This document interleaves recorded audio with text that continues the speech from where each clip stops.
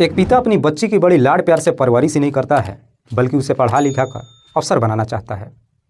लेकिन मात्र 14 साल की उम्र में ही एक दिन उसकी बेटी की बड़ी ही बेरहमी तरीके से हत्या कर दी जाती है।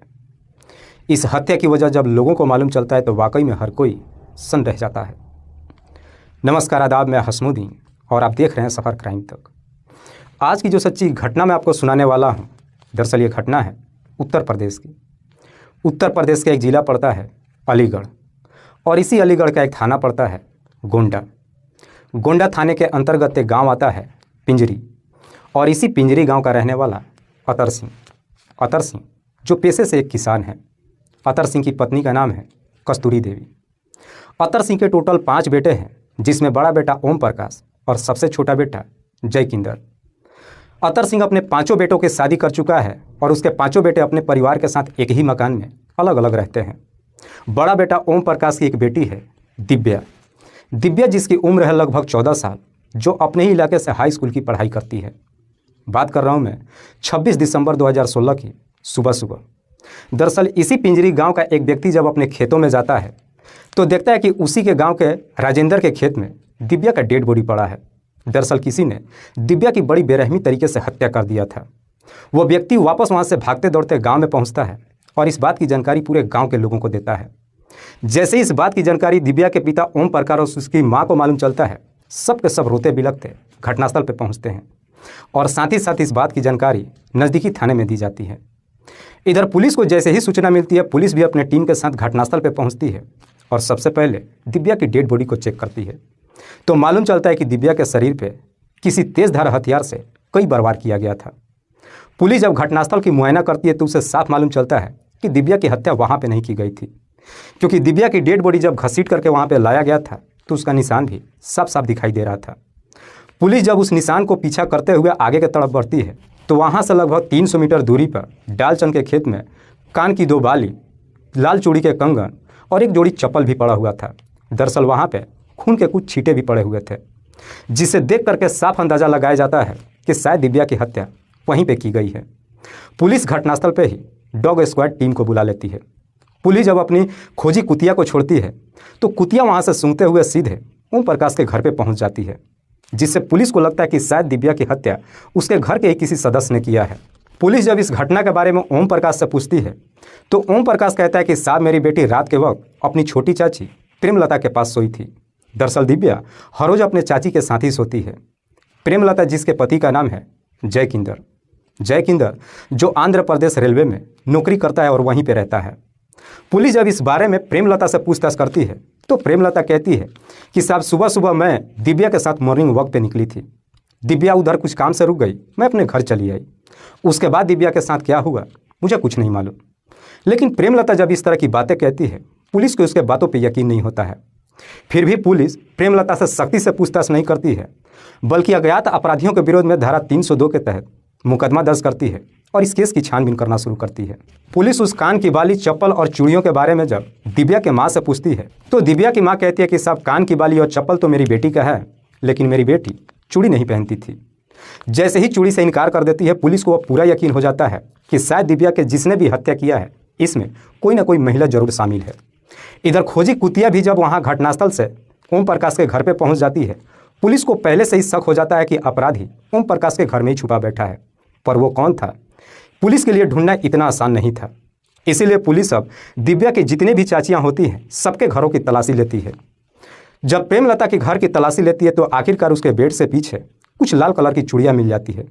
जो घटनास्थल पर चूड़ियां मिली थी उनसे मैच कर जाती है। जैसे इस तरह की चूड़ी मिल जाती है, पुलिस इसी के आधार पर प्रेमलता को अपनी गाड़ी में बिठाती है और लेकर थाने में पहुँच जाती है और फिर प्रेमलता से दिव्या के हत्या के बारे में सख्ती से पूछताछ करती है। पुलिस जैसे ही अपना सख्ती दिखाना शुरू करती है, आखिरकार प्रेमलता अपनी सच्चाई कबूल कर लेती है। लेकिन प्रेमलता जब इस हत्या की पूरी कहानी बताती है तो वाकई में इसे सुनने के बाद हर कोई हैरान रह जाता है। दरअसल इस कहानी की शुरुआत होती है घटना से ठीक लगभग 2 साल पहले। अतर सिंह का सबसे छोटा बेटा है जयकिंदर, जो आंध्र प्रदेश में रेलवे में नौकरी तो करता है, लेकिन उसकी शादी नहीं हुई थी। जयकिंदर जैसे ही नौकरी करने लगता है, उसके बाद से अतर सिंह अपने बेटे की शादी कराने के लिए एक लड़की का तलाश करना शुरू कर देता है। तभी अतर सिंह की मुलाकात हाथरस का रहने वाला रमेश चंद से होती है। रमेश चंद की ही बेटी है प्रेमलता, जो देखने में बेहद ही खूबसूरत। अतर सिंह जब प्रेमलता को देखता है तो देखकर अपने बेटे के लिए पसंद कर लेता है। रमेश चंद जो फौज में नौकरी करता है, लेकिन अतर सिंह की हैसियत रमेश चंद के सामने कुछ भी नहीं होता है। फिर भी रमेश चंद अपनी बेटी की शादी जय किंदर से तय कर देता है। रमेश चंद भी अपनी बेटी की शादी सिर्फ इसलिए तय कर देता है क्योंकि जय किंदर रेलवे में नौकरी करता था। और आखिरकार साल 2015 के शुरुआती महीने में जय किंदर की शादी प्रेमलता से हो जाती है। इधर प्रेमलता जब शादी करके अपने ससुराल में पहुंचती है और जब अपने जेठानियों की हालात को देखती है, एकदम से परेशान हो जाती है।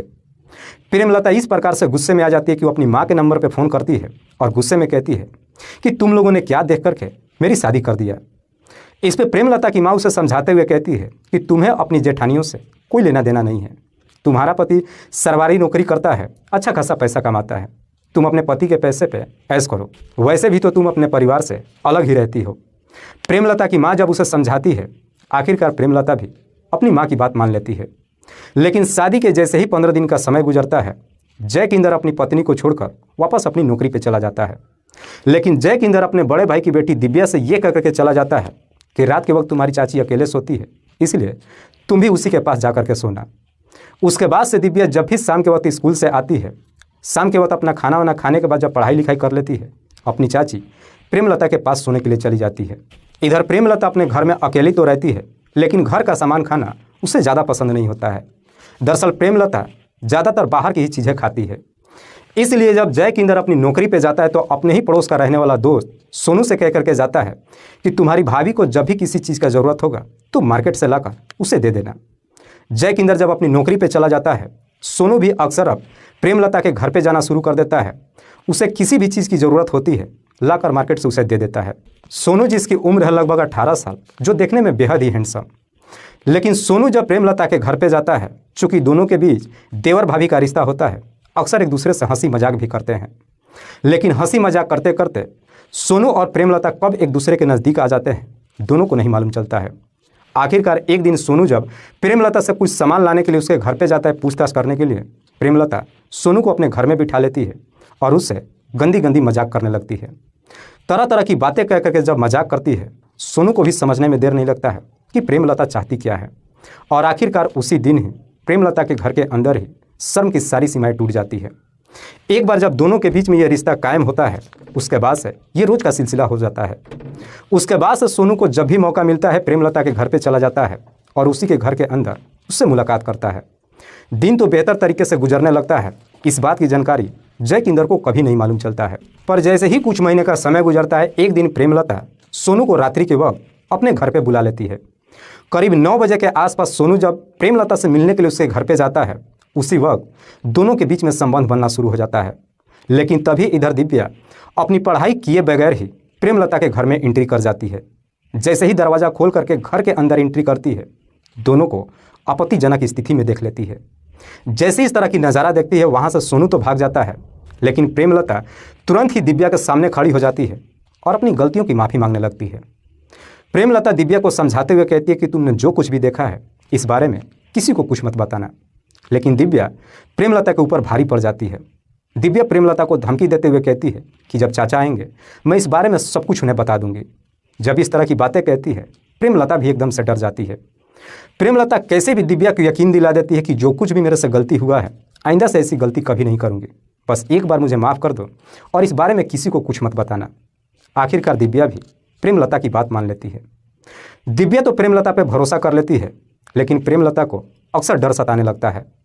इसीलिए प्रेमलता एक दिन फिर से सोनू के नंबर पर फ़ोन करती है और कहती है कि इससे पहले कि मेरा पति घर पे आए और दिव्या उसे सब कुछ बता दे, क्यों ना हम दोनों मिलकर दिव्या को इस दुनिया से हटा देते हैं।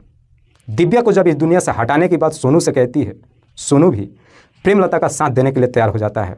उसके बाद से प्रेमलता और सोनू दोनों मिलकर के जब अपना षड्यंत्र बनाते हैं, तो इस षड्यंत्र में सोनू अपने ही दोस्त मनीष को भी शामिल कर लेता है।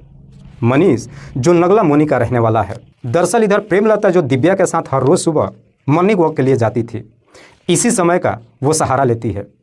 26 दिसंबर 2016 को हर रोज़ की तरह प्रेमलता दिव्या को लेकर मॉर्निंग वॉक पे निकलती है, लेकिन दिव्या को सीधे लेकर के राजेंद्र के खेत में पहुंच जाती है, जहां पे पहले से ही सोनू और उसका दोस्त मनीष छुप करके बैठे हुए थे। प्रेमलता दिव्या को लेकर के जैसे ही राजेंद्र के खेत में जाती है, इधर सोनू और मनीष एक तेजधार हथियार से दिव्या के ऊपर हमला करना शुरू कर देते हैं। दिव्या भी अपनी बीच बचाव करने के लिए प्रेमलता से लड़ बैठती है, जिस वजह से दिव्या के कान की बाली और उसकी चप्पल भी निकल जाता है और साथ ही साथ प्रेमलता के हाथ के लाल चूड़ियाँ भी टूटकर गिर जाती है। लेकिन सोनू और मनीष उसी तेजधार हथियार से दिव्या के शरीर पर इतने बार वार करते हैं जिसकी वजह से दिव्या की घटनास्थल पर ही मौत हो जाती है। उसके बाद से सब के सब वापस अपने घर चले जाते हैं। वाकई में प्रेमलता जब ये पूरी कहानी पुलिस वालों को बताती है, पुलिस प्रेमलता के हितैषी पर उसके प्रेमी सोनू और सोनू के दोस्त मनीष, इन दोनों को भी अपने कस्टडी में लेकर आती है। फिलहाल पुलिस ने इन तीनों आरोपियों को अपने कस्टडी में लेकर इन सब पे गंभीर धारा में मुकदमा दर्ज करके जेल भेज दिया है। दोस्तों, इस पूरी घटना के बारे में आप क्या सोचते हैं? आप अपनी राय हमें कमेंट बॉक्स में जरूर दीजिएगा। तब तक के लिए जय हिंद, जय भारत।